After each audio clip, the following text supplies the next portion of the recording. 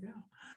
Welcome, everyone. Really happy to see everyone for tonight's Pan Ohio Hope Ride April Enrichment Series. My name is Stacy McGrath. I'm the Pan Ohio Hope Ride Volunteer Committee Chair for the event this year, and I'm really happy to see so many familiar faces and also some new faces here. So we're going to jump right into it tonight because I'm really excited to hear from our panelists about tonight's topic about cycling safety. As you know, on the Pan Ohio Hope Ride, we really aspire to be three things, which is safe, fun, and meaningful. And as always, safe is number one on that. And this is a huge topic for us. We hope you all find something very valuable in tonight's presentation. So just the only thing before we kick off, we are going to hear from one of our featured riders. As you know, we like to start every meeting with a mission moment to remind ourselves why we ride, why we volunteer, why we give to the American Cancer Society. So I'm just going to share my screen for just a moment here. Again, welcome all of you. And I just want to introduce someone really special that's going to be sharing her story tonight. So excited to have a featured volunteer tonight. Again, for our cycling safety and group ride etiquette presentation tonight. Really excited to welcome Laura Wolf, a 4-day volunteer who's been with us for several years. And I just wanted to invite her to share her story about what the American Cancer Society means to her and why she volunteers for the American Cancer Society Pan Ohio Hope Ride. So take it away, Laura. Thank you, Stacy. Hi, everybody. I'm really happy to be here tonight to share my story with you. So my ACS story starts back in 2009. And I was originally a volunteer for the Relay for Life of Kettering. And I got involved with them with the company I work for, Wind Supply. And one of my coworkers came up and they said, we have this team for Relay for Life and wanted to know if I wanted to join. I was like, I don't know, okay. And first I had to confirm that I don't really have to run, right? It's not a real relay. And once I found that out, I was like, okay, I can do this. I can walk laps, and we're supporting the fight against cancer. Sure, count me in, I'm in. So I joined first as someone to walk and man the tent for a little bit. And over the years, that turned into me becoming a team captain, becoming part of the leadership team, and eventually becoming an event lead for several years, where I worked really close with our fearless leader here, Sarah Morris, which is how I also got involved with Pan Ohio. But like many of you, my fight against cancer is very personal. There are many in my life who have been diagnosed with cancer. Some of them, they found their victory through the life-saving treatments that are possible because of the American Cancer Society. And the money that you guys all raise and work so hard to raise for Pan Ohio. Some of the people, though, that in my life, they found their victory by being welcomed to Jesus. And I call that a victory because cancer never wins. It doesn't matter how their victory is won. Their victory was won because their bodies were restored. They're no longer in pain, and cancer was destroyed. So that's one of my big whys, or just the many people in my life. But two people I want to tell you about specifically tonight. I moved to Ohio in February of '93, and I met my now best friend, my Thelma to my Louise, my yin to my yang, Heather. And when I met Heather, I also met her son, Nigel. He was 2.5, and he was battling neuroblastoma. And to see a child faced with this illness was something that was really hard to wrap my head around. And it was really hard for me to understand. But let me tell you, Nigel, that child was such a light. Cancer never dulled his shine, never dulled his light. He had a smile that would light up an entire room. And he touched the hearts of everyone he met. In the 3.5 years of Nigel's life, he touched more people personally than I think most people do in an entire life. He loved the X-Men, he loved St. Louis Cardinals, and he loved Barney. But in February of '94, Nigel went and found his victory with Jesus. I can't even find words to describe the insurmountable grief that my best friend and her husband felt and dealt with when they lost their son. I watched my best friend grieve a loss that no one should ever have to endure. But together, she and I continue today to fight for him. And we fight so that no other parent has to hear the word one day that your child has cancer. The other person I want to highlight tonight, I think is familiar to most of you on this call. I met Andy Heil in 2009 when he and his family joined the Relay for Life of Kettering. And Andy came in and he was an instant connection with the team. He was an instant bright light. He was enthusiastic. He was funny. And man, was he competitive.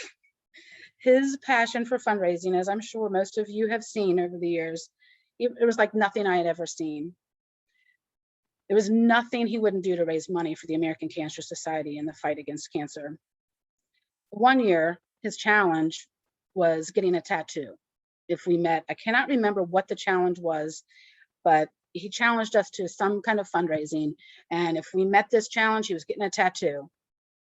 I think he may have underestimated the competitive nature of our relay because we rose to the challenge. And a man of his word, he got the tattoo. And his tattoo was a purple ribbon with the words, "Never give up." It was a motto that Andy lived by every day of his life. He challenged us all every year, every meeting, every day to step up our game, to raise more money, but most importantly, to have fun doing it.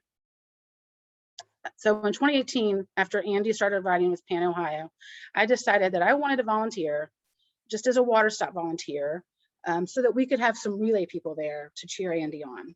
So I contacted Sarah, or Sarah and I talked, and we just made it happen that we were at Yellow Springs and there were a bunch of us there to greet him and hug him and cheer him on because he was in the middle of battling his own fight with cancer and had just had surgery, I believe, even like a month prior, but yet he was riding. But while I was there supporting Andy, I also met other riders, people like you, who were there at our water stop. And I was in awe. I was mesmerized by all of you and your passion and your dedication. And I couldn't believe they ride 328 miles in 4 days. It blew my mind. So in 2019, when they switched the route to Cincinnati, I couldn't wait to volunteer at the finish line. And at the finish line that year, I got to give Andy his medal when he crossed the line. And that was a memory that I will treasure forever. That moment that I got to give him his medal and be there with him when he crossed that line and his family.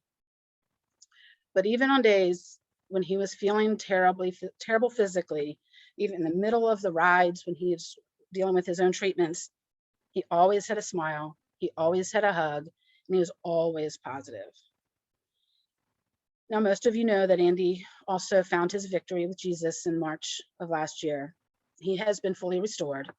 And I know that he is up there cheering you all on as you prepare to make this ride. He's cheering on Ben, who's riding in his memory. And I guarantee you, he is challenging every angel up there to try and be louder than him. But we know that there will not be anyone cheering louder for all of you than Andy Heil. So last year, I'll finish up real quick here, but last year I became a 4-day volunteer and we did the Clover event, as everyone remembers, and that was really, really cool. But I'm really, really excited to be part of the event how it was intended to be, going from Cleveland to Cincinnati again. And I've made new friends through this event. I feel like this event is a family. I cannot wait to see you all in July when we will continue our fight against cancer. And as Andy would say, don't stop believing. So we won't stop until we find a cure and we get to the point where no one ever has to hear the words, "You have cancer" again. Thank you for hearing my story tonight, and I can't wait to see you all in person in July. Thank you so much, Laura. Yeah, everyone give it up for Laura. Really appreciate you sharing the Pan Ohio Hope Ride is a family, and we would not be what we are without the support of volunteers like you who are with us. For those of you that have not been with Pan Ohio before, you may not know that we actually have more volunteers than riders, and that is how the magic happens, that all we have to do is show up and ride bikes, and everything else is just taken care of for us. You never have to think about where you're going or where you're going to get water or where you're going to get food, because there's all these wonderful smiling faces there to support you all along the way. And I'm just so grateful to hear your stories. I think we all have stories of why we ride. And I just love hearing everyone's motivations for being here and reminders of why we do what we do. Thank you for sharing, and really appreciate you being here tonight. And with that, I do want to get right into this presentation here, because again, this is a huge topic. Really excited to hear from all of our panelists tonight as a launching point to learning how to be better, safer cyclists. So I'm going to share my screen a little bit just for another moment until we get through some introductions here. And then I'll turn it off. A couple notes. We do want this to be interactive. I would prefer if everyone keep your mics on mute during the call, but we still want you to be able to ask questions. So feel free to ask questions in the chat, and our panel moderators, our hosts, will field those questions to the panelists for you. And also, we're going to have some raffles at the end of the evening. So Kristen Hudson is taking some attendance for us in the background. So if your Zoom name is something like iPhone, or it's not super clear what your full name is, if you could shoot Kristen a direct message in the chat just to Kristen and let her know who you are, or if there's a couple of you in on the call together and there's a couple people that should be entered in the raffle, let her know that.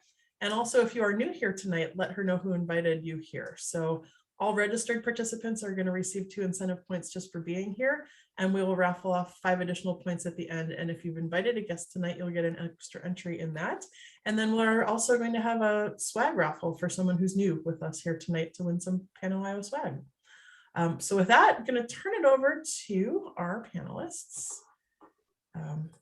And I will let our hosts introduce them. So I'm just going to turn this over to our hosts. The one, the only longtime Pan Ohio riders and cancer survivors, champions of hope here, Jeff Darple and Bill Wolahan.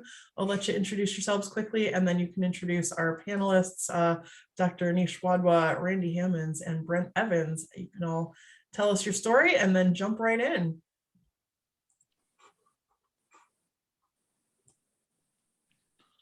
Thanks, Stacy. My name is Bill Wolahan. This will be my 11th year riding. As Stacy said, I'm a cancer survivor myself. This ride means a lot to me. That's why I do everything I can to help. Jeff? Hey everybody, this is Jeff Darple. I hope you can hear me. I'm sorry, I've got a bit of a sketchy signal up here in Northern California, but I'm relying on AT&T to keep me online. So if I get kicked off, I apologize. I am now, this is my 12th year participating in a Pan Ohio Hope Ride. And Bill and I met each other, what, 11 years ago, Bill, on your first ride. So we've been around for a long time, and we've been hosting these series all year. So we are happy to have all of you here for what probably is one of the most important topics that we want to talk about this year in preparation for the ride, and that's safety. Thank you to our 3 panelists, Brent, Randy, and Doc, for joining us. They've got a lot of information to cover. We have tons of things that we want to talk about. So without further ado, I think we should probably jump in. Don't you, Bill? Yeah, just real quick. I just want to know, want everybody to know this is not, we can't give you all the information you possibly need for this ride. But we want this to be a safe ride. We want it to be a meaningful ride. But there's things that we can control as the event planners, and there's things that you have to help us with. So this is just to help, to some of the things that you guys can think about as we do the ride. So we'll give you a starting point, and at the end we'll give you some more places to go for more information. So we're going to start off. We got three topics we want to cover today: health concerns, what to do before rides, and what to do during rides. Dr. Wadhwa, Anish is on call, so we're going to start with the health concerns just in case he needs to get pulled away. So Jeff, you want to start with the first question? Most certainly can. Dr. Anish, you still with us? Yep, thanks for having me. Awesome. Thanks for joining us. Let's start with some of the things that is a strong possibility that we could experience in late July in the heat of summer in Ohio. And talk to us a little bit about the symptoms of dehydration, heat stress, heat exhaustion, things like that that we need to be concerned about. Sure. One of the things I'm an adult pulmonologist, and I do ICU work, and so I take care of a lot of older patients with lung disease, cancer. One of the things is to consider that everybody has their own path or their set of symptoms, and so you'll see folks passing you, and you're saying, "Man, how are they doing that?" Everybody's got a different path that they've got to follow. And one of the themes I think that I'll talk about and that others will probably reiterate is that you have to find out what your pattern is. So part of it's personal awareness, and I think it's really important to know, as part of your training to start this. And I'm speaking as a relatively novice rider, and this is what I learned along the way when I started, I think 4 or 5 years ago at this point, is I needed to find out what I could do. And I also needed to figure out what were my limits. So part of training that first year, riding up that hill to the cemetery with whatever grade that was, and I was like, what is this? And I wasn't expecting it. I'd been training, I thought, well enough. But I think I did find out what my limits were, and so we'll talk about nutritional strategies. And I think how to hydrate, how to eat, all of that comes from figuring out what your limits are.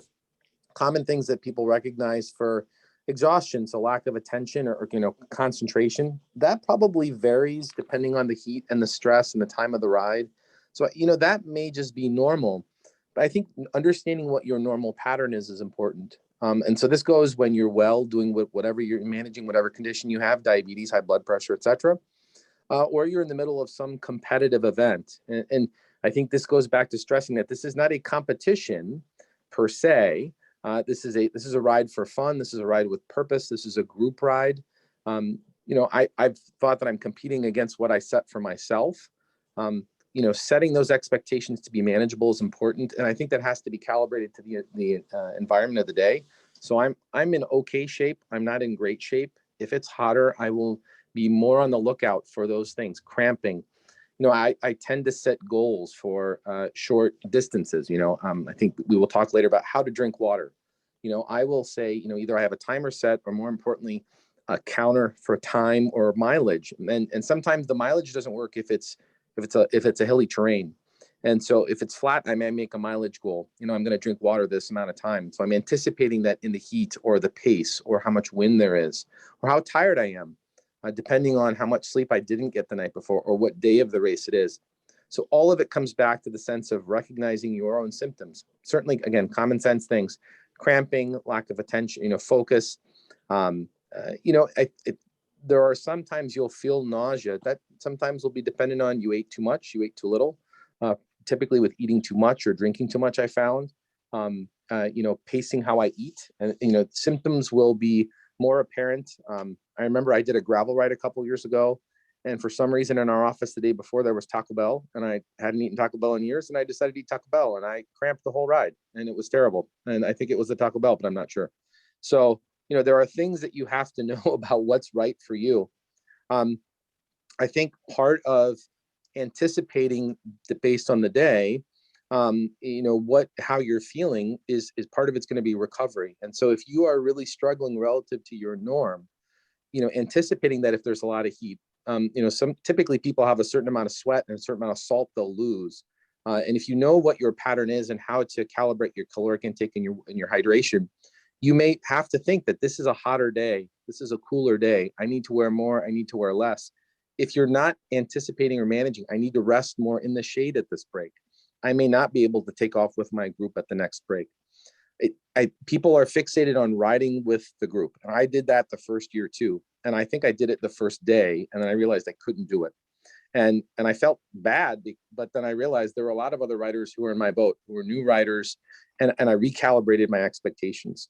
So your specific question was about heat exhaustion and stress. And I think it's about finding your limits in part of preparation. analyzing how you're doing during the ride. And if you find that you're doing well, you're maintaining good hydration. For many folks, that'll be 8 ounces every hour minimum. I'd say it's probably a bottle an hour is probably a better goal. Hydration is probably a better thing to be focusing on. Adequate carbohydrate intake. These are the things that will help mitigate some of the symptoms that folks deal with. Typically cramping. Typically, the heat is getting to you that day, so to speak. Exhaustion. It's something that everybody hits a wall. How they get through that. One of the things I did, as part of training is I find out what my limits are, but I do that close to home. And that'll be how I vary my training. It's good to know what your limits are, and you don't have to push yourself to them, but to know where to, say, hey, I'm getting close to it, and I've got to pull back. Because the problem is that once you kind of fall down, you feel pretty poorly. Preparation is the important part, calibrating your expectations for yourself. And then, thinking dynamically how that day is going and saying, well, maybe I need to pull back on what I thought I could do today. Thanks, Anish. We all need to watch ourselves, but, sometimes you don't recognize the symptoms in yourself. We kind of try to watch out for each other. What would be some of the symptoms you would see in other riders that you should watch for? One of the great joys of this is to become fast friends with people you don't know. And part of that is just the kinship of doing a monumental task. In the first couple of years, it really was that, wow, we're going to do this, and wow, we're going to do this today. And the euphoria of like, that was the first time I did 100 miles. But there's a collaboration that occurs, and it's not just you have somebody to chat with while you're riding. Implicit in that group part of the ride is that you're looking out for the person next to you, or you're looking out for the person who you've passed, or you're looking out for the person who is ahead of you and is now struggling. Oops, sorry, the light turned off. And so a lot of this requires not just personal awareness, which I mentioned, but also looking for those around you. If you're talking to folks, you'll be able to pick up that someone may have something significant. They're drowsy, or they're themselves complaining, I've got something that seems not right for me.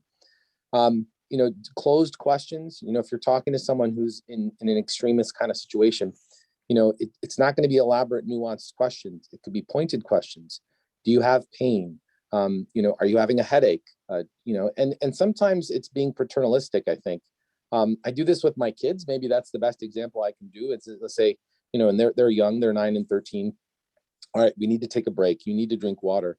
And I think that's okay, especially if you figure out that the folks that you're with, and people did this for me too. They could recognize that, and when I've gone on longer training rides with people that I live close by, and it's happened a couple of times, they said, all right, you look like you need to take a break. And sometimes you don't recognize that. What are those symptoms? Your pace slows. You're complaining a lot more. My breathing gets heavy, things like this, which are pretty common for most folks. I think the things that are the biggest things to know.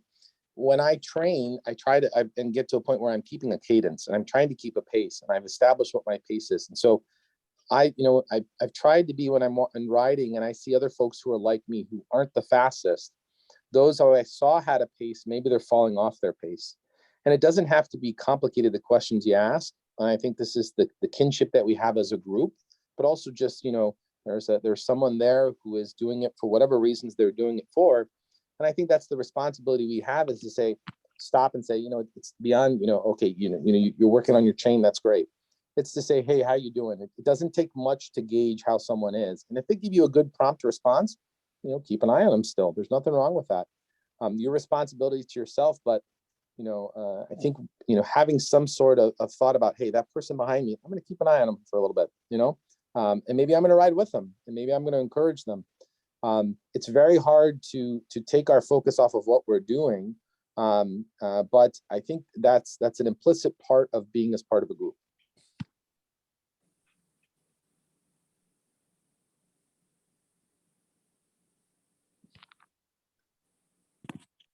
Oh, there we go. Trying to get off mute. Sorry, guys.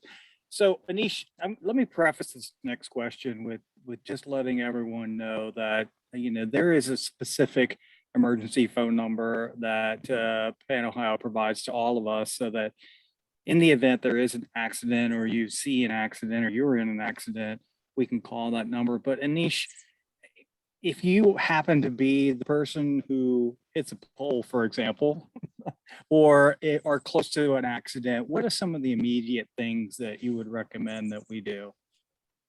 Well, I think the benefit of riding with a group is that there's someone with you. So let me talk about for two circumstances. One is, yes, hypothetically hits a pole. That's true. And so, when you are crossing on tow paths, make sure that, it's great to look both ways, but there's nobody else to look for. So, I have a bruise here that, 2 years of wearing a mask every day has never let it heal. But, riding with a group, I think one of the things, so I think last year, someone had, they had fallen off, and everybody, asking direct questions was important. So, the rider who was in our group, she'd fallen. And I think the first thing I thought of was talking to see how she could respond and checking her helmet. And, this is one of the things that goes back to prior to riding is, getting your bike checked up, getting your fit checked, making sure your helmet is working. And I think this all comes in the packet of information. What are the things that are needed for you to participate in the ride? There are some must-haves, and a not cracked helmet. At a different ride, I cracked my helmet, and that was it. It's done. You can't rely on the safety for that helmet. So that was the first thing in our group ride is that I checked for that. The other thing I think, which, I do every day is delegate responsibility. So I'm really bossy, which is good for me and my personality. But part of it is recognizing that there are things that you need to do. So, if someone falls, typical EMS response, they'll talk about, keeping the spine stable. You're not sure if someone has a head injury. If there's some question about level of alertness, delegation, and one of the things we talked about is go get help, because, one person needs to stay. If you have somebody who goes in cardiac arrest, your job is actually to go find AED and come back, right? Because, you sitting there with them, sometimes there's a lot of nuances to this, but this is not that circumstance. And so if there's an opportunity that somebody is going to get the help and somebody is staying with the person, in this case, these are hot days. And so getting some liquids, things like that, getting a cold towel. Sometimes people, it's just a matter of exhaustion that they may have an event. And so a cold towel to the head, cold towel behind the neck. But at least in this case, I was looking, how is keeping the neck stable, checking the helmet. There's no reason to try to, and, I'm not a first responder per se. That's the job of the first responders to do things. So you don't have to fix the knee or fix the leg or whatever. You need to keep someone stable. And if there is some concern about their level of arousal, remember the things that you're seeing. I was in a parking lot once and an old lady fell and she broke her hip, I could tell. So this was it was 40 degrees outside. So I sat behind her and propped her up because she was freezing, and I hugged her for 30 minutes waiting for EMS to get there. I didn't try to pick her up. I didn't try to move her. We got blankets from inside where we were outside of a Whole Foods or something. You don't have to be a hero. It just has to be simple stuff. I think by ourselves, this is where you come back to your point about having that phone number, or if there's just a couple of you. If you start to, and this is about the anticipating thing, if you're starting to feel that something is amiss, this is where pulling over and calling for help is a good idea. There is no reason to be, to be a hero. This is part about knowing your limits. There's nothing wrong with, having somebody come and check you and you turn out to be okay. There's nothing, you don't need to be sheepish about that. And sometimes what you'll find, folks, and I see this, is they'll stop at the top of a hill or whatever. You want to get to that last top of the hill. Stop when you need to stop. And this is something that you'll figure out as you train, whatever level you're at. I'm still learning this as a novice. So I think sometimes, it's really about doing basic stuff, and everybody pitches in, especially if it's something that there's an event and there's a lot of people there together. Great. If anybody has any questions, feel free to put them into the chat, because, we've got some things we want to talk about, but if you have any questions, please add them. If we can get to them now, we will. If not, we'll get to them at the end. So throw those in there. So what kind of, a lot of people are doing training rides, and some with groups and some by themselves. What kind of stuff should you carry with you? First aid supplies or whatever, if you're on a ride by yourself? I asked this last night because my assumption is everybody carries a cell phone. I think that's probably got to be part of it. I will tell my wife when I'm going on more than the 20 or 30 mile ride in a different route. There are different things. You can have bike computers, which you can send links for live tracking. There are different, more sophisticated ways to do this. I think one of the things for training rides, the benefit of this ride, and I think I've done a few other rides, the amount of SAG support and actually how much you don't know people are watching you, not in a big brother bad way, but people are keeping tabs on you is very important. When you're out by yourself, it's about, again, finding limits. And I think that's, as people get along, you got to be careful about doing too many new things. I think you made a comment yesterday, somebody made a comment last night as we were talking about, somebody rode a new bike that first time. Somebody tried salt tabs the first time. The rides are maybe not the place to do that. These are things you can test out on your own. But that's the same point about if you're going to go on a longer ride, your preparation may be different. Sometimes I'll scout it out by driving things. I don't have the luxury of I think there are folks who will do the route in advance, or they know the routes really well. I think, that's not something to worry about, as I figured out, because the planning from the POHR staff and the support along the way, especially the SAG support, is phenomenal. And so I was worried about this. Well, what if, and I was by myself at some point, I was not able to keep that pace. I think there are things that I thought I needed to worry about, but I realized I didn't. What happens when I'm in the middle of a big route, stretch, and there's nobody for, half a mile in front or half a mile behind. There are people coming. There are people, who are going to be driving past you or biking past you. I think, as you're planning, it's one thing. I think maybe the thing that now I'm realizing was really important is that there are a lot of folks who are there to support us during these rides, to protect us.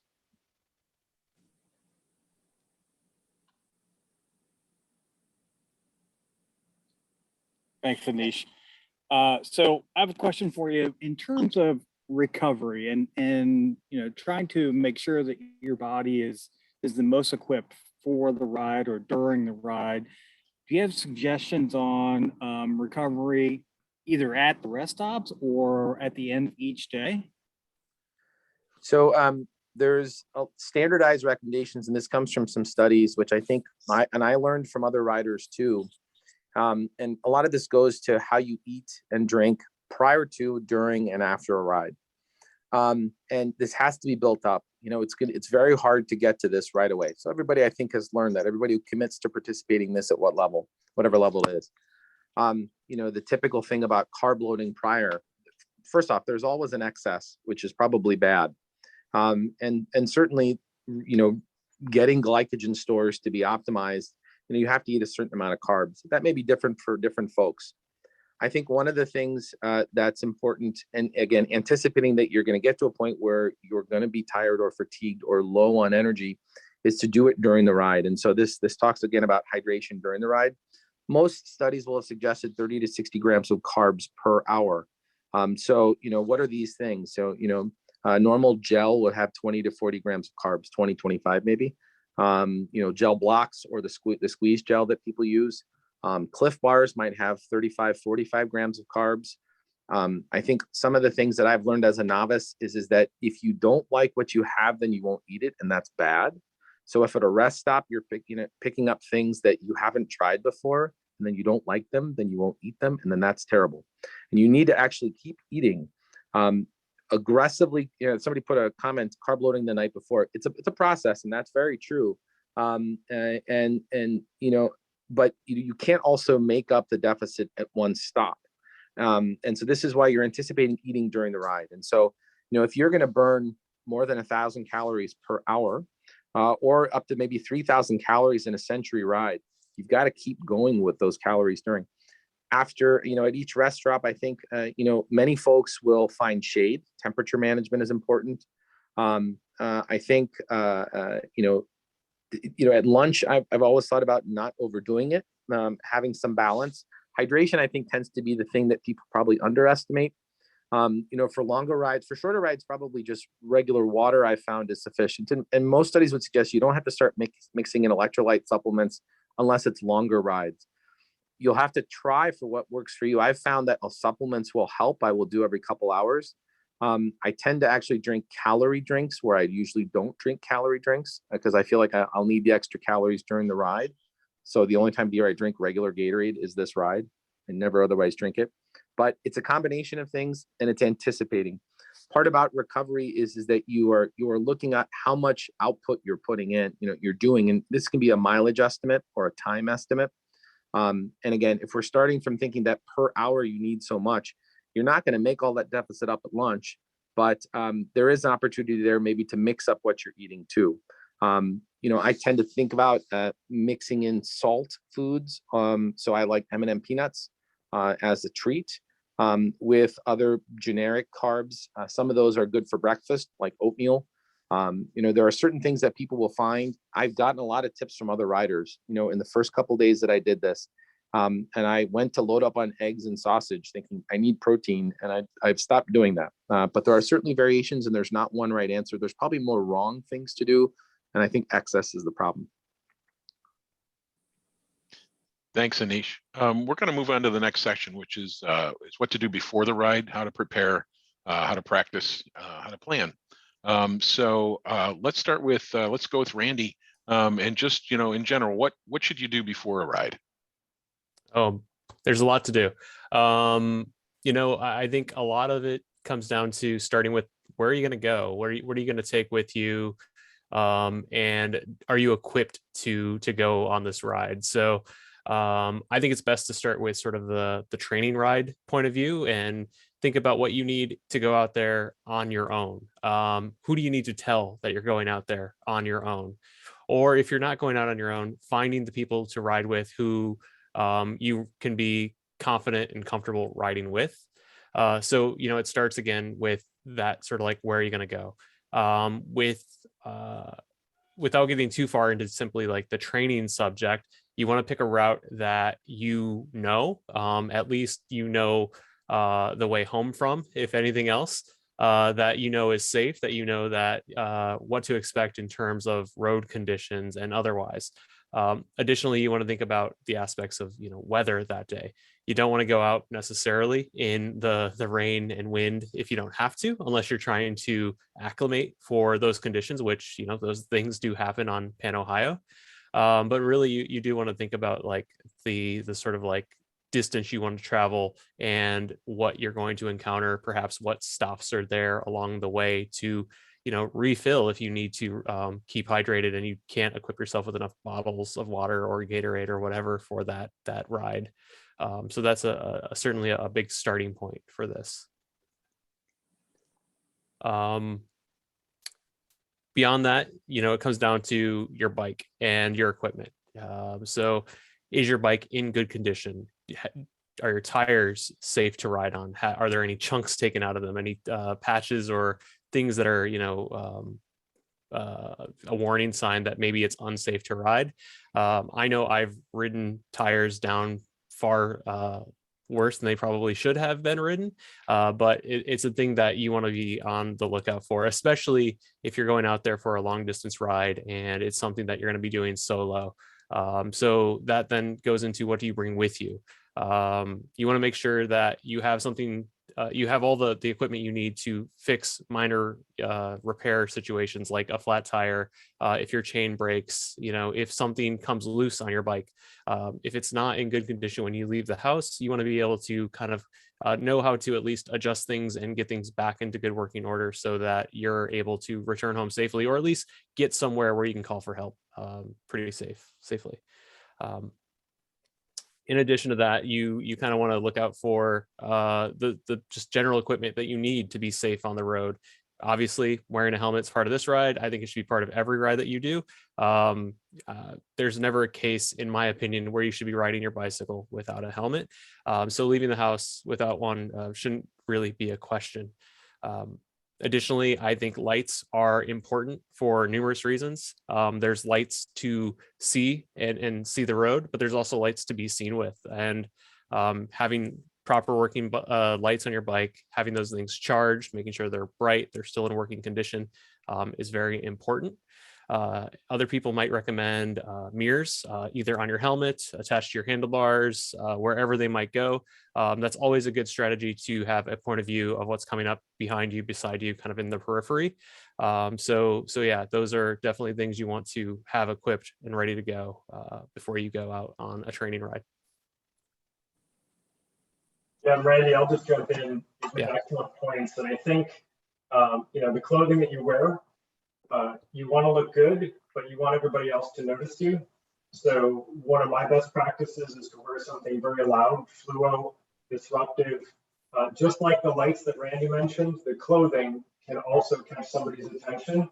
A lot of distracted drivers, a lot of people who may be not looking for a cyclist in the area where you're riding. So that can be very helpful.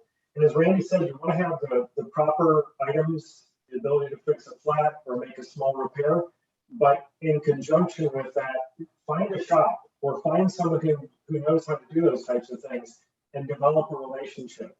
Not only can they help you understand how to fix a flat, they might even look at that fit that Anish talked about before, where are you sitting on your bicycle properly so that you can be in best control and have the most comfortable, enjoyable experience. So it's really good to find somebody to be a partner in your preparation stage to go ride your bicycle. Completely agree. One thing I didn't hit on that I think is important is leaving the house with the proper, identification. So say something unfortunate does happen. There's no reason you shouldn't have ID on you. I always pack a thin down wallet with me. Basically, I've got a little bit of cash, a credit card, my ID. It's always right there. It's in a pocket that it's not going to fly out of. It's not going to get tossed off my bike. And it's there in case something does go catastrophically wrong. In addition to that, I like to inform, my partner Shannon that I'm leaving and when to expect me back. I think that those two things are very important. It's not just that I'm going out for a ride and that it's 20 miles, 30 miles, 60 miles, whatever. It's, hey, I'm probably going to be back around 5 p.m. So if there's something that goes wrong and for some reason there's no point of contact, she knows to start getting worried. And she also knows that I'm heading in X direction or Y direction and I expect to be here or there. And she can kind of go from there and figure that sort of thing out. Yeah, Randy, to take that one step further, there are services, Road ID, AMG, Specialized, several services that will allow a loved one or an emergency contact to actually track and watch your progress. Even on the Pan Ohio Hope Ride, they can see, oh, they're at the lunch stop in such and such a town. But I've actually had the unfortunate ability to use that, and my wife knew that I'd had a collision with the car and called immediately.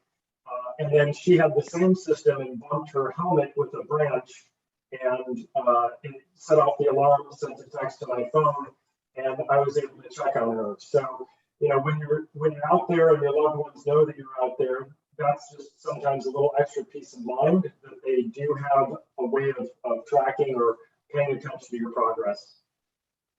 Yeah, and I think Anish touched on this briefly, but a lot of the bike computers that are out there these days also have built-in safety features or monitoring features that we should think about utilizing as cyclists if you have these. Garmin has live tracking. It also has crash detection. I think Wahoo does on the Element and the Roam. And Strava, which plays well with both of those and pairs to your phone, has different safety beacon mechanisms that tie into both of those. So if you subscribe to the services or you buy those head units, those types of features are great. I definitely use the emergency crash detection on my Garmin, and yeah, it's had a couple false flags a few times, but I'd rather it work when I come on a sudden stop or I drop my bike than it not to work in a situation where it would be really critically important. Yeah, those are all good, and there's free stuff out there too. I use Life 360, which is totally free. My wife can see where I am at all times. And I started using that because I was on a ride, and someone on the ride got hurt and got taken to the hospital. And she was working the lunch stop and didn't know if it was me. And it was a couple hours between the time she heard it and I got there. So she was pretty freaked out. And I want to avoid that situation. If you get a little false alarm and I call her 5 minutes later, then, things are great. If, if she has to wait 2 hours to find out if I'm okay or not, that's a little different. So all those things are great. So go ahead. I just want to add one more thing. I wanted to actually highlight what Leanne just said in the chat, and that is to charge your phone battery. I think charging your batteries on every piece of equipment that is electronic on your bike before you go on a ride is super important. Between the phone, your bike computer, maybe you've got radar and lights, those sorts of things, all of those things, keep those in good operating order before you go on your ride. Don't fret about it the moment you're going and say, oh, I've got 20% left, it should get me by. Do that in advance. And especially with things like Life 360, as someone just mentioned, it's a drain on your battery. So leave the house at 100% because you know that it's going to go the distance, and don't try to leave after a full day's use on your phone and say, oh yeah, I've got Life 360. It's fine. Good point. So let's move on to some of the things you can do, beforehand to be a safer cyclist. What can you do, training and things like that? Yes, I'll jump in on that. Go for it.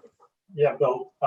So let's think about why we ride bicycles. It's for joy, it's for fitness, it's for the Pan Ohio Hope Ride, which is a glorious event. And you want to get through these activities very safely. We all probably went through driver's education and had to be licensed to drive a car. If you jump out of an airplane, most likely you'll become certified to use that parachute that hopefully you have with you. But probably not a lot of people have practiced skills or gone through some type of formal education or training to ride a bicycle. We learn it as children, we fall down several times. It's a process of hard knocks, and that's where you can make great improvements. At any age, you can practice your skills. My background is a 10-year certified licensed coach, 34 years racing at the elite level, 10 years of running a helmet safety program for 350,000 children. And my greatest accolade is 13 years on the Pan Ohio Hope Ride. And it's something that I don't take for granted, and that's the skills that I've developed and continue to practice to make sure that if I come into a dangerous situation, I have more than just luck on my side. So some of the things, Bill, that I would suggest is become very acquainted with what your bicycle can do. How much braking power do you have with the rear brake? How much braking power do you have with the front brake? Have you tried them separately in a safe parking lot where there's very little danger and low risk? Have you tried them together to find out what the combination? I've met many people who've never used their front brake on their bicycle, yet that's the majority of your stopping power. So learning what your bicycle will do, learning how to go around a corner and looking for road hazards before you get to them, and making sure that when you're going through that corner, you already have kind of cleared the area, you've swept with your vision, and you know it's a safe corner to go through, and I can focus on looking through the corner to where I want to go. So practicing all of those things and many more are very easy to do. You can take the first 10 minutes of your ride, you can warm up, maybe stay on your street and just do that a few times. Repetition is learning, and that's a great way to then prepare yourself for the unpredictable. And it's unfortunate, the inherent risk in cycling, but it's not if you'll crash, it's when you'll crash. You will fall down at some point in time, whether it's driver error on your part or other uncontrollable circumstances. So I highly recommend that everyone spend some time, whether it be with a person like myself who's taught more than 50 safety clinics to riders of all ages, or with somebody you consider to be more skilled or knowledgeable or experienced.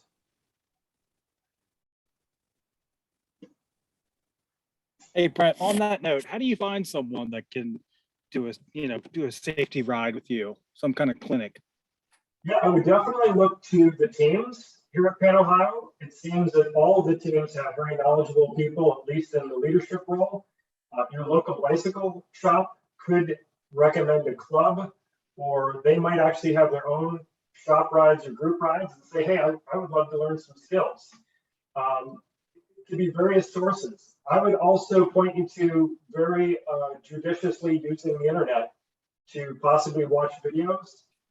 There's great how-tos out there. Use a sense of caution in who you put your trust in. find that person that seems to have good sense and is talking about very fundamental and basic ways of staying safe. One of the things that you would want to practice is, what do you do if you need to make an exit? If you need to leave the road? Or are you always looking for that open spot? Even if you have cars nearby, there is usually somewhere that you can go. So just keeping these things top of mind and practicing, and Jeff, as you asked, finding someone who can teach you this, or at least give you some skills to practice. Okay, thank you. I appreciate that. And this question is for either one of you guys. So in terms of preparing for the Pan Ohio and 328 or plus miles that we need to ride, is there anything in particular that you guys would recommend to prepare to safely get through 4 days of that ride? I'll jump in. I think there is a lot involved with preparing to do the ride safely, but it starts with kind of building up your fitness as well as your just general competency with riding in sort of a mixed terrain with a group of people. We ride on roads. We ride on roads in urban areas, out in the country, in suburban neighborhoods. We ride on trails that are, shared with horse and buggies, as well as families with strollers and small toddlers. And I think you need to build up sort of a familiarity and competency in riding in those situations. I think we'll dig into some aspects of that later in the questions, but it's a ramp up of just acclimating to that, understanding what sort of like wild cards can come into play when you're in a different situation. It's potholes in one situation, it's toddlers in the other. Maybe, it's road conditions, it's just been chip sealed. So how does that feel? And what do you have to deal with after the ride or during the ride when you're in that situation? And how's it going to fatigue you later on? And all of that comes into play with sort of a ramp up. You're working from, going on 20-mile rides up to probably a series of 70 to 80-mile rides consecutively before you're really comfortable doing this ride, and you feel like your fitness is where it needs to be. Excellent points, Randy. I would also say that the excitement of the event is being with other people and finding this kinship with Cancer Crusaders on bicycles. It's one of the greatest events I've ever done in my life. However, if you've never ridden with people or ridden in a group, that can be very daunting, and that can also be anxiety provoking. So again, can you find one other rider or 2 or 3 other riders through one of the fundraising teams, or just by networking through Pan Ohio or your local shop or a touring club, anyone that you can ride with, so that you understand some more about what it takes to be around people comfortably. As Anish said before, everybody needs to find their pattern. You need to find your safety level and comfort level being around people. Also, you get to practice things like communicating frequently by calling out, there's a car behind us with car back or car up, or making sure that when there is a pothole, that everyone is avoiding it and giving enough warning that everyone has a chance, instead of you've avoided it, but the 4 people behind you ran into it. So there's a lot to learn about cycling, and it doesn't have to be a mystery. It literally can just be spending time with people and using good etiquette, also learning to make those part of the ride. Pedaling your bicycle, braking on your bicycle, steering your bicycle, balancing, those are all important, but equally as important is that group well-being for yourself and others. Can you be a responsible member of a group of 3, 4, 5, 20 people and not pose a danger to anyone? That's really the foreign element here for getting to the Pan Ohio. And you've done all of your training rides, you're very excited, and now this is a wild card. And you really want to be part of the group, but you've never done this. The Pan Ohio Hope Ride is maybe not the place you want to start learning that. How about a couple of months out, finding some really kind people that want to ride with you? Brent, those are great tips. I would add using local rides that are one-day events as a means to meet other cyclists who are probably interested in Pan Ohio, doing Pan Ohio, or have some experiences that they can share with you. It's another great way to do this. I dove right into Pan Ohio and some of the MS rides my first year, like 11 years ago. And it was through Pan Ohio, through that other ride, and then a series of subsequent rides that I started to build that skill set of how to ride a bike in a group, how to ride a bike safely over 100 miles. And that all just kind of works up from there, from building that network and having the experiences learned in a group. So Randy, you mentioned earlier something about turning a corner, and we have a question in the chat from someone who's a novice. What do you mean by turning a corner? What does that involve? I What should you think be careful of? I think it was Brent who mentioned turning the corner, okay. and I'd Sorry. say he's the handling expert Okay. over me as a pro racer over here. So I'll let you take that, Brent. Thank you, Randy. So it's really important that you think about what you're doing. When you're driving a car, if you turn your head to one direction, the car will eventually go that direction, even if you're going down a straight road. So when I talk about cornering, you're scanning constantly for any dangers. There's a pothole, there's a piece of wood laying in the road, and you've already gotten that out of the way before you get to the corner. And what I teach is that you start to use your head as a ratchet, and you slowly ratchet your head in the direction of the turn, looking progressively through the turn.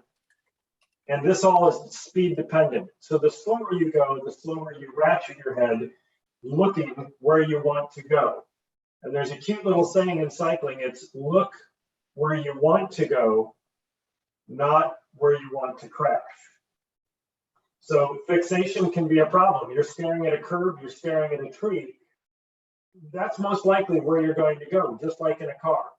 So when you come into a corner, you clear the area for any type of hazards. You know that you're safe, or you know the line that you want to take. Leaning a bicycle is the way that they turn depending on the speed, and looking is the best way to get to where you want to go. And the faster you go, the quicker you need to ratchet your head and look to your exit or where you want to wind up. So this is something you can really easily practice by going again to a secluded, no traffic area, even a playground or a parking lot that's abandoned, and you have plenty of space to see if anybody will enter your practice area. And many times people will get soccer cones or something like that and lay out a little course, and you just do repetition. And it's very awkward at first to look where you want to go. Most all of us want to steer down at our front wheel, and that will not help you look where you want to get to where you want to go. So it's something that you can practice. It's something that becomes part of your riding, and it actually will make riding much more enjoyable once you lift your chin and look through the corner. That's excellent. Okay, now I got a question for Randy. What does Pan Ohio do to make sure that we're safer? Talk about how the routes and how it's different planning a ride for 300 people versus 10. What does that look like? So that's a great one. It definitely varies from planning a ride for a soloist or a small group to a ride of 300 people.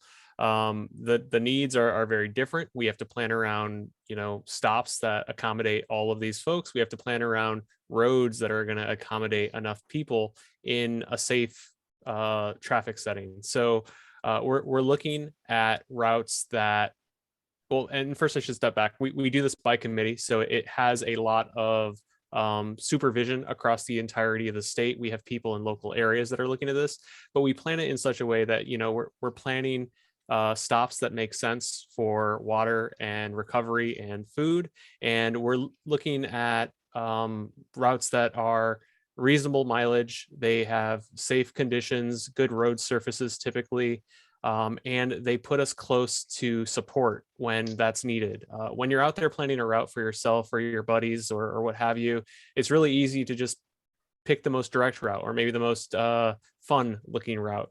But when it comes to Pan Ohio, we have to think about how can SAG and EMS get there if necessary? How can we keep an eye on our riders as they're going down a trail?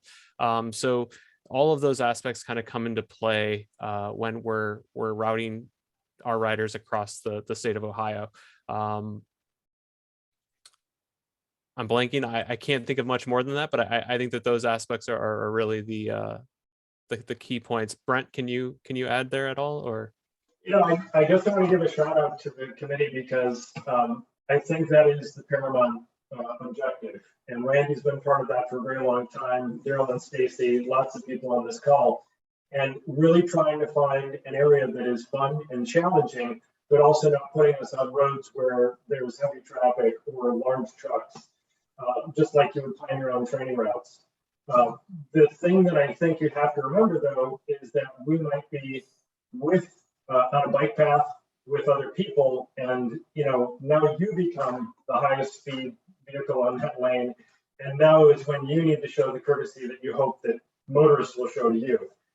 I'm sure there's more that Randy's going to talk about that, but the routes are normally chosen for maximum effectiveness in terms of having a novice rider to an experienced rider enjoy that time. Absolutely. Cool. Thanks for jumping in there, Brent. All right, guys, in the interest of time, we're going to move on to our third and final kind of big topic of the night, and that is safety during the actual ride. And that's about being predictable, visible, and aware.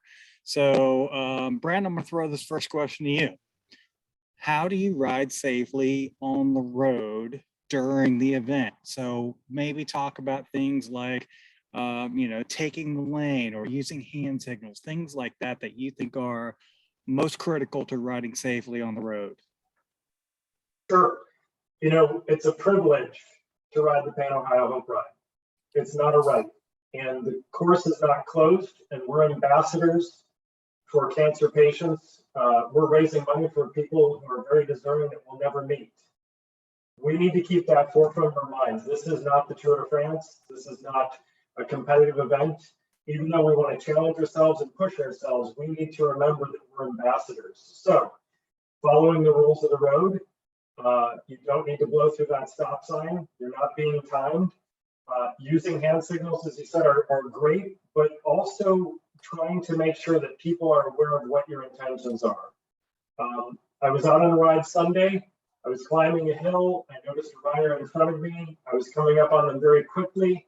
And all of a sudden, they went from the right-hand side of my lane, crossing the road right in front of a car. And the response that they provoked was the car swerved out and almost collided with me. And I couldn't imagine why this person was doing this. Where their friends were standing at the top of the hill in the shade, and they decided, I'm going to make a beeline. I never saw this person look back to check to see if there was a car behind them, and they certainly didn't consider the car coming toward them. Thankfully, no one was hurt. But consider that we are, again, ambassadors. Every town that we roll through, they know that the Pan Ohio has come through here for 15 plus years. Can we show some consideration for the drivers, for the pedestrians in that area?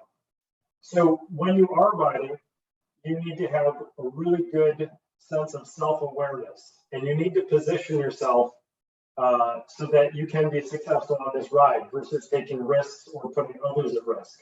The first thing that I teach everyone in group riding is protect your front wheel. Pretend that you have a slice of pizza as you would eat it. Many people would eat it with the narrow end towards you and the wide part fanning out from your wheel. That is your cone of protection, or your slice of pizza protection, and you want to keep all hazards out of that because your front wheel turns. So bumping into another rider's wheel, their rear wheel, you most likely will go down because you didn't protect your front wheel. Making sure that you keep adequate spacing and make sure that you understand you have an awareness of where you are in the lane and the curb, or where your escape route is.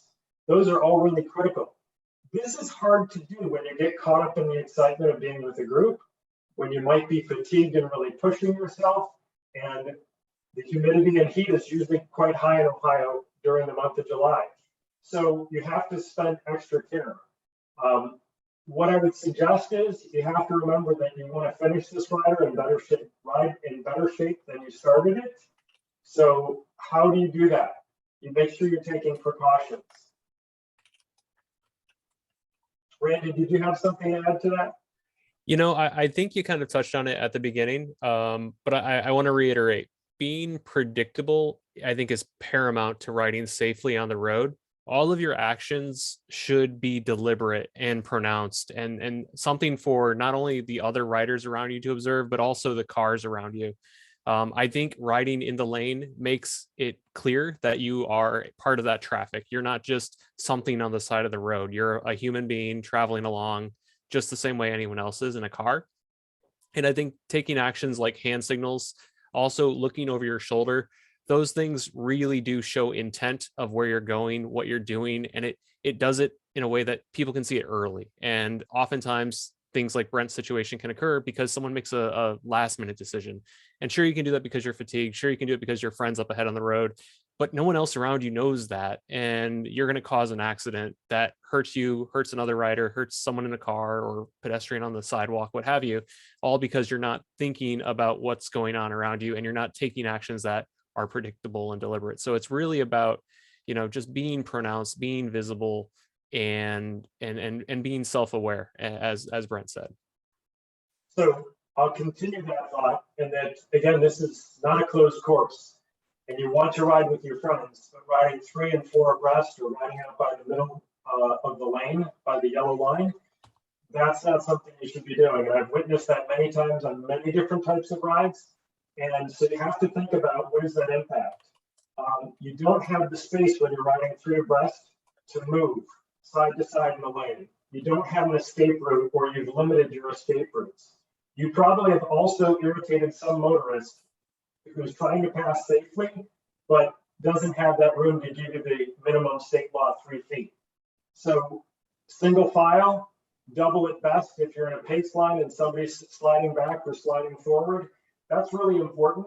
And Randy, why don't you talk about where we should ride in the lane? Because I actually learned that from you a couple of years ago. So yeah, I think the Ohio law says as far right as safely practicable. And what that means is that you're generally riding in that right lane of traffic where the right wheel of the car is going to place itself in the road. You want to have room to exit the road if you need to. You shouldn't be riding in the sort of like rumble strip area, the side of the white line, unless that is a marked bike lane. There's really no reason to be there. You want to be in traffic. You want to be part of the flow of traffic in that area. As Brent said, not near that yellow line, not near the median. That's dangerous. That shows that you're trying to pass something that's not there typically. It's also putting you in a point of danger for oncoming cars if they were to swerve for any reason that you might not be able to see. So placing yourself where safely practicable in that lane is really the best place, and that's not on the shoulder. It's in the lane of traffic, being able to provide yourself an exit.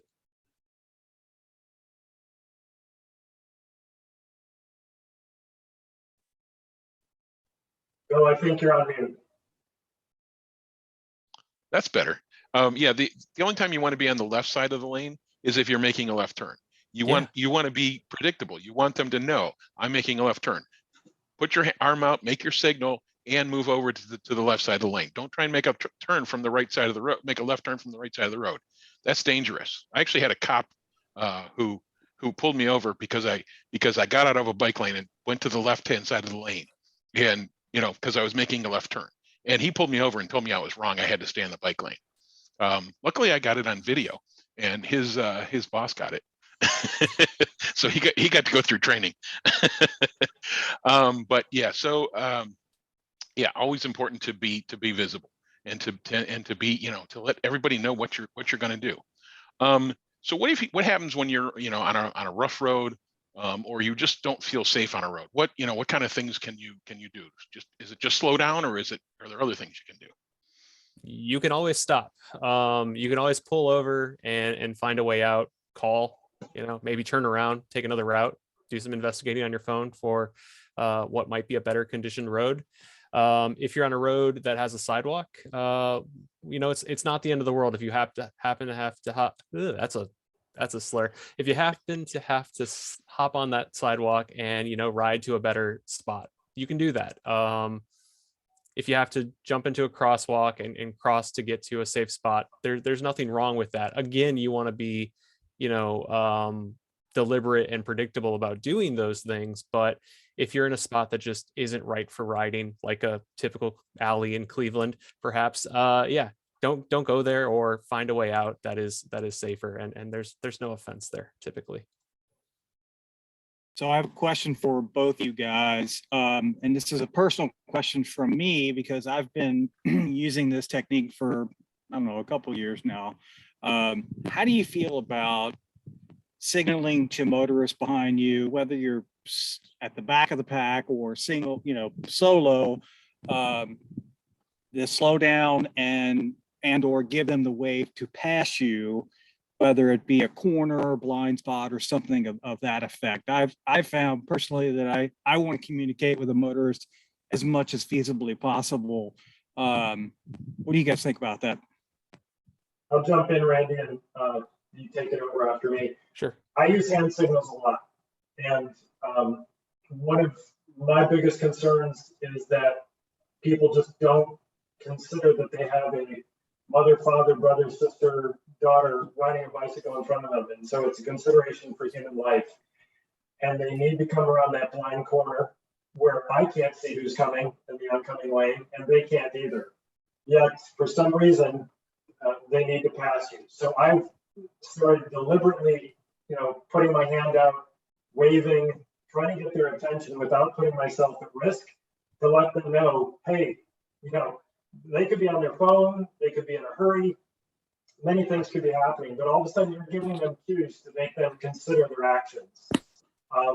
Too many times they've come around the corner, here's an oncoming car. The oncoming car had nothing to do with the action that the passing driver was taking. There's almost an accident, and it's really something you don't want to experience, as well as the danger to yourself, because they could swerve back into you as a cyclist. So I've really taken a proactive role to wave. And also, I consider if I'm coming up a climb, which happens quite often where I'm at, and they can't see, I will definitely put my hand out and kind of wave like, just hold on, and press that, go over to the side, wave them through when you can see for a really long distance. But also remember, you can't take on the liability that that driver is assuming, right? So you're waving them through, and maybe somebody pulls out of the driveway that you couldn't predict. Something happens that quickly. So I think it's something that you need to, again, think about the group safety, and the group safety could be you as a cyclist and a motorist. And you're trying with best intent, but you can't control the situation. So in those situations, I try to think about, am I in the right place to be away from harm should it happen? And am I trying to give good input, but not be forceful or pushy with somebody to the point where that's going to enrage them on the road? Randy? That was incredibly well said. I think the only thing I would say is that I'm a fan of exactly doing what you just said, with even a little bit more caution to put myself in the place of directing traffic. I'll do the wave to tell someone to back off or take their time because there's something coming up that they might not see, or I know that it's not safe for them to be passing right now. But more and more these days, I'm more hesitant to wave them on unless I am very certain that they have a clear path around me. And that becomes tenfold more cautious when I'm in a group. I'm less concerned if I'm the solo guy out there and I can see, but if I'm waving for them to pass, I'm going to let everyone ahead of me know there's a car passing that is happening at the same time that I'm giving that wave. And I'm also going to try to be as certain as I most possibly can be that there's nothing coming up that's going to cause any sort of situation. But those things happen because you are traveling quickly, you're in a group sometimes, and you just have to try to make yourself as aware as possible and not take too much charge directing traffic, because there are things that are just so far out of your control.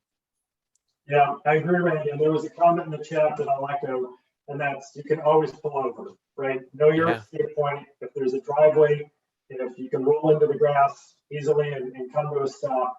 I've done it many times. You don't want that to be, unnegotiable. You want to say, Yeah. I'm getting off the road. Yep. My wife and I start all of our rides on a very busy road, and many times we'll need to make a left-hand turn to get to the quieter road that we want to ride on, and there's so many cars behind it, we just turn right onto that road, go down to a driveway, turn around and come back, and that cost us an extra 30 seconds to stay safe.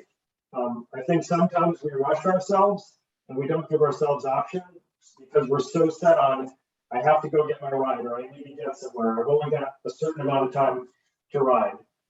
But getting to go for another ride tomorrow is the most important thing. We're getting low on time here, but a couple more questions. We talked about riding on the road. We also spend a lot of time on trails. So, how should you ride on trails, especially with pedestrians and bikes going the other way? What kind of things should you be doing? I'll hop in here.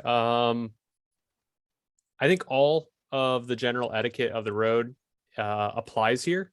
If anything, it gets amplified because you are, I think, as was said earlier, you're now the fastest moving vehicle on that path. You shouldn't be flying down a trail at 25 miles an hour. You need to be aware of all the things that could be on that trail: crossing wildlife, pedestrians, toddlers, horse and buggies. So it's important to kind of just be in tune with what's going on around you, because it's very easy in a trail to get tunnel vision and to think that you're alone and to think that you're isolated. But really, all those same aspects of communicating with the riders around you, of calling out the different aspects that could be around you, like poles, like seams or curbs or cutouts or any of those sort of like road furniture that exists on a trail. All of those things have the risk of creating a bigger accident because you are so focused that you are the safe sort of predominant thing on that path. And I think those are good pointers for being safe on a trail. Yeah, take the time to care for others. That family is out riding. You have no idea what the children are going to do. They get excited that they see you, and they might swerve. Slow down. Slow down is the best practice. As Randy said, take greater care on the trail. A lot of people are wearing headphones. They do not hear you ringing your bicycle bell. They do not hear you saying pass left. And by the way, when you say passing on the left, many people think, oh, you want me to move left. And that's what they do, right? You have to be prepared for the unpredictable on the bike path. And again, if you slow down, you can speed up, back up to your cruising speed, whatever you're doing after. But passing other people, wildlife, as Randy said, it's all unpredictable. And we're on the bike paths for a reason. They're supposed to be a little bit safer or less risky than maybe being on one of the roads we could have taken for that route. So, think of it as a gift that you normally get to be in some cool shade, get to see some other people, get to wave and say hi, but also assume that they are on their own little world. They're not paying attention to you. And probably one of the things that always gets me is when I pass a rider or a person, and I ride with a bike bell for Pan Ohio, I'm ringing that bell. I sound like the ice cream truck coming. And when you get to them, they're startled. They never heard you coming. Or they're in their own world and they're going X miles an hour and they think there's no way that anybody else is on the path or somebody couldn't be going faster than I am. And that might be a relatively slow speed and you're going 15 miles an hour and it shocks them. So the bike path has its own inherent dangers and you can do a lot of things to mitigate that risk without causing an accident. And it's very simple. Again, if the cars slow down on the road to pass you safely, as Randy said, the same rules apply on the bike path. Slow down, don't put somebody else at risk. It's that group mentality that I'm responsible for everyone else's well-being to do the right thing. Yeah, remember these people are going to get passed by 100 cyclists, and even though somebody's been passed by 100 cyclists, some of those people are still going to be startled when it happens. So just be, yeah, like they said, be prepared for the unpredictable. One year, as we started out and we were right onto the bike path, I passed a large group of walkers and I said, "Good morning. I just want to let you know 350 of my friends are right behind me." And I'm sure they thought I was crazy until they saw the parade of Pan Ohio Cancer Crusaders on bikes. All right, let's do one more thing. How do you ride in a group? We can't, you're not going to be able to give us everything. Everybody should, practice this beforehand, but just give us some of the basics of riding in a group. What are the signals? What are the call outs? What do people say? How do you do that? I'll throw out my top three, Randy. Communication, paramount. Communication is so important. Even if you think it's understood, say it because nobody else is thinking it, or somebody is so intently focusing on trying to keep a safe distance and getting comfortable with being in a group.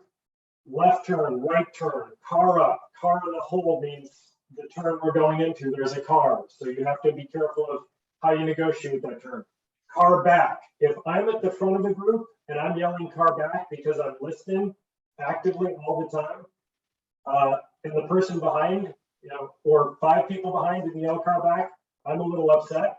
It's our job to take care of each other, but communicate and don't assume.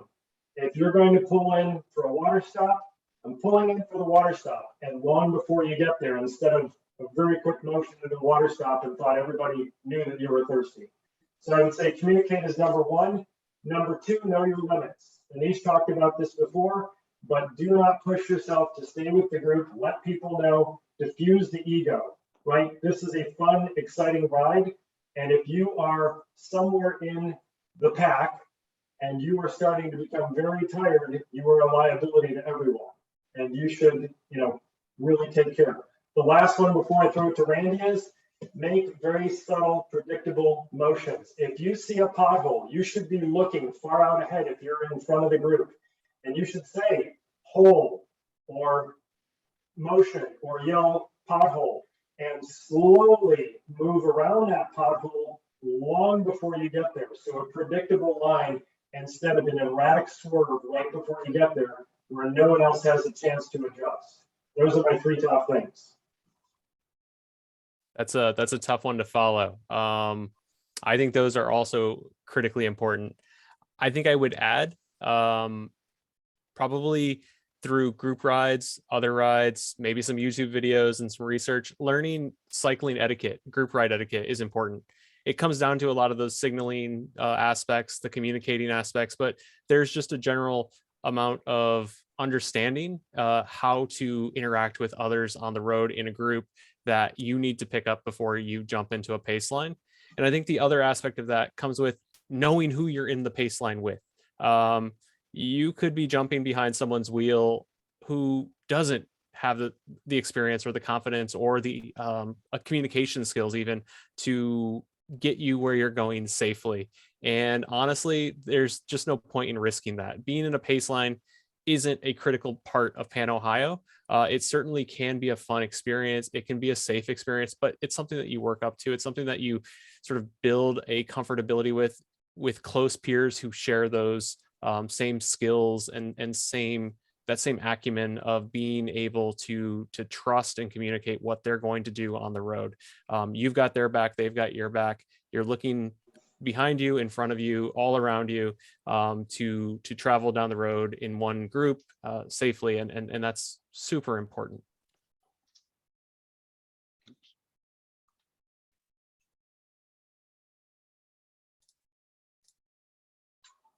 So I'll jump in and make a closing statement real quick. Sure. Why are we doing the Pan Ohio Hope Ride? We're here to care for others. We're here to help cancer patients, people who are very deserving, who we'll never meet. However, we have wonderful volunteers, we have wonderful organizers, and we have wonderful fellow riders.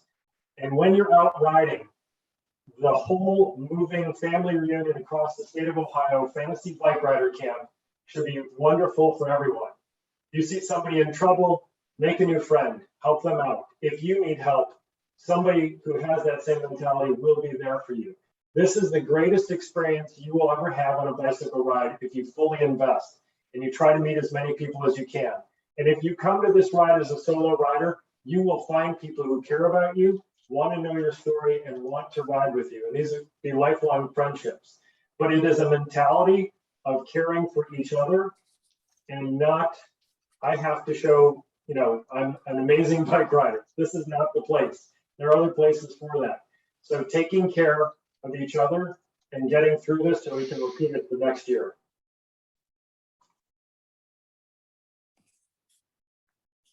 Thanks, Brent. Randy, any closing comments on your part? Not really. I just want to echo that, you know, this ride is meant to be safe, fun, and meaningful, and that safe aspect is paramount to all of this. So hopefully we covered a lot of the information, but there's going to be questions. There's definitely blind spots that we might have had, as you would have on the road. But Stacy is dropping in some resources in the chat. But I want to just echo the fact that we're all available, and all of the various networking events and opportunities you have to meet other riders and commingle or do group rides or training rides ahead of the ride are all good points of continuing to learn bike safety, group ride safety, and endurance riding safety, which is what we're talking about. Yeah, agreed. And thank you for those comments. Stacy's been, and other folks have been dropping in some additional resources. We have some more. We'll make sure that we put them all together in one spot and publish them for all of you to peruse, as well as this has been recorded. So I think we'll wrap it up at this point, Bill. Randy, Anish, and Brent, thank you guys again for joining us and for sharing your expertise. I think this has been fantastic and very valuable for everyone to learn, take some nuggets away from tonight's call. So at this point, Stacy, should I turn it over to you? Sure, I'll take it. Thank you so much. I just want to give a huge thank you to Dr. Anish Wadhwa, to Brent Evans, to Randy Hammons for sharing their expertise with us tonight. Bill and Jeff, thanks always for your hosting and for facilitating that conversation. And I just want to reiterate what Bill said at the outset of this, that this is a huge topic that we could spend days on if we had them. And we're going to scratch the surface of it tonight, but I hope it's given everyone a little piece of something that they can learn from it, or at least given you a launching point to go learn more. I did drop some links in the chat. We will send out those links together with the recording of this. Like Brent said earlier, there is a wealth of information on the internet. We do advise you to be cautious and try to figure out who seems like credible sources, but please educate yourselves, because we want everyone to be safe. Whether you're out by yourself training for this, whether you're just riding your bike for fun, or of course during the event, safety comes first, and safety is everyone's responsibility. So thank you to all of you for giving us some tools so we can be safer cyclists ourselves. And so we also know how to look out for each other. We look out for ourselves, we look out for each other. And that's what Pan Ohio is all about. We want everyone to have a great experience. And, to Brent's point, the first key to a great experience is that we all make it to the end of the experience, in one piece here, without any super harrowing experiences. So please take this as a launching point to learn more. And just really appreciate all of your time tonight. With that, we do have some event announcements, and I want to leave some time for question and answers, but since it is a little late, I'm going to go ahead and turn this over to Kristen to do the drawings first. And then after we do those drawings for some incentive points and for some Pan Ohio swag, if you want to stick with us and hear all the latest news from Pan Ohio, we'll have that after that. So Kristen, do you want to go ahead and do our drawings? One of our registered participants is going to get some extra incentive points, and one of our new guests is going to get some Pan Ohio swag. Absolutely. Thank you so much. So the first drawing will be for our registered participants who have joined us this evening for 5 additional incentive program points. And it's Anish. So thank you so much for being here and for sharing. And we are excited that you won some extra points to use at the store.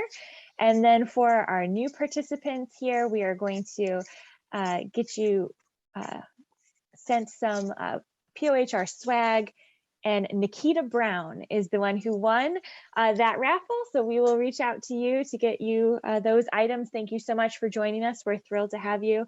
And thank you so much. It was an excellent talk, wonderful information. It was just wonderful to have these resources and this wealth of knowledge to share with all of us. Thank you. Awesome. Thank you. Congratulations to our winners. Appreciate all of you for being here.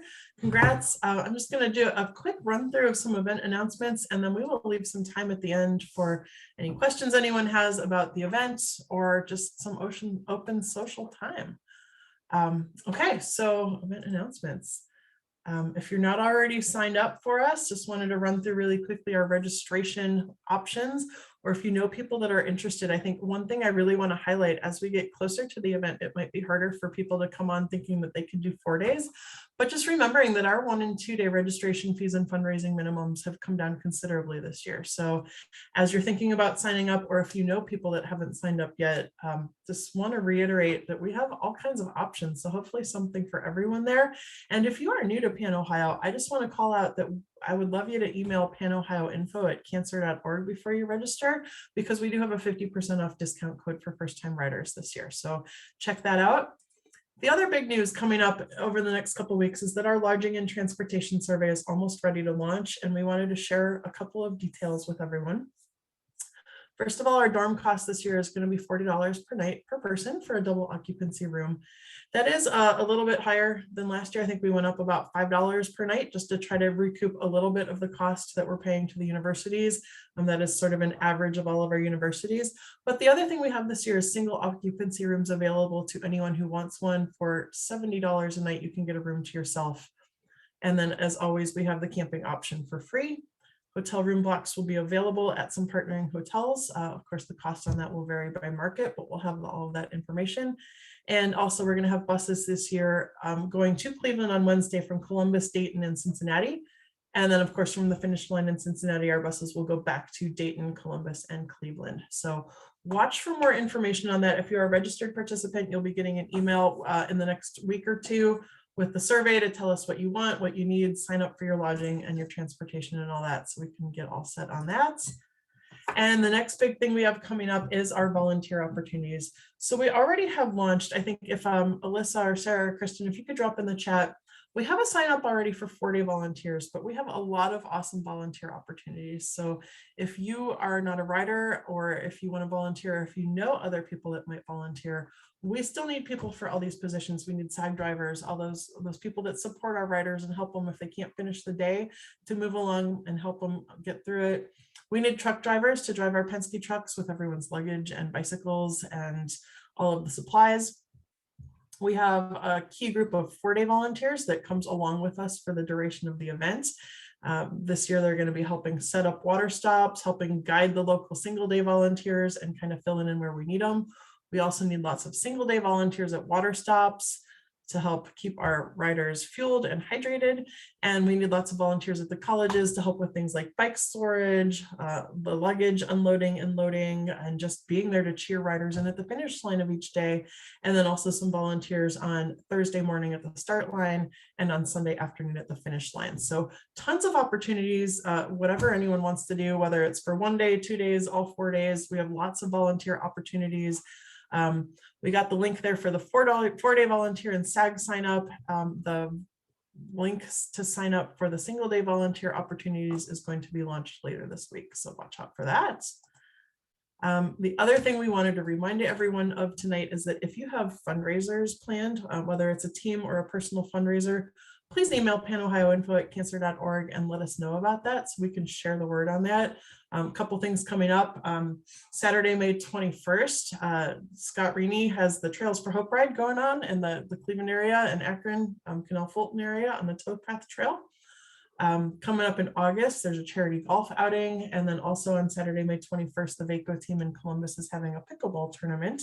So, check out our Facebook and our emails for information on more of those. But also, if you have something, please share it with us so we can share it with everyone else as well.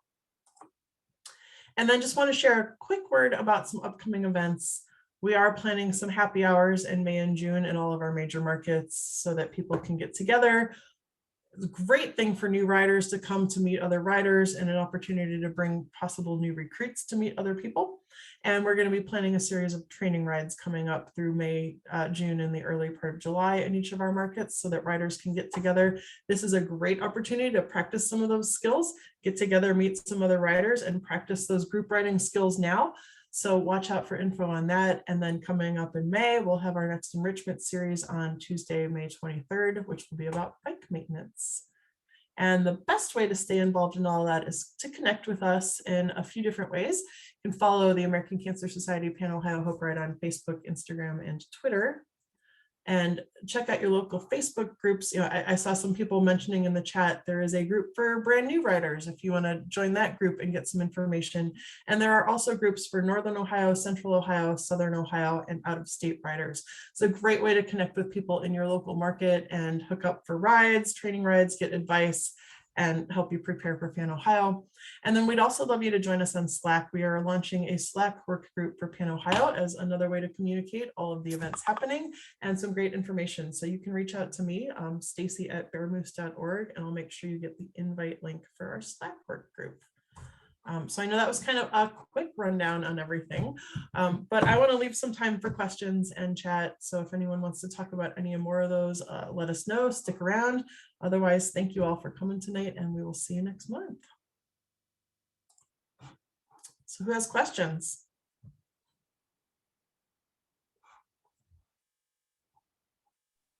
Yes, I have a question. Brent? I'd like to know what day that the honorary members, Bill and Jeff of ZZ Top, are going to be playing at Pan Ohio this year. I want to make sure to get a front row seat. What instruments do you guys play?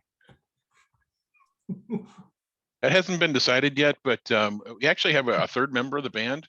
Let me share my screen for a second here. There's Frank. Oh, no, I can't share. Stacy, can you let me share for a I minute? would be happy to allow you to share. Just a moment. Daryl just asked if we should stop the recording, and perhaps we should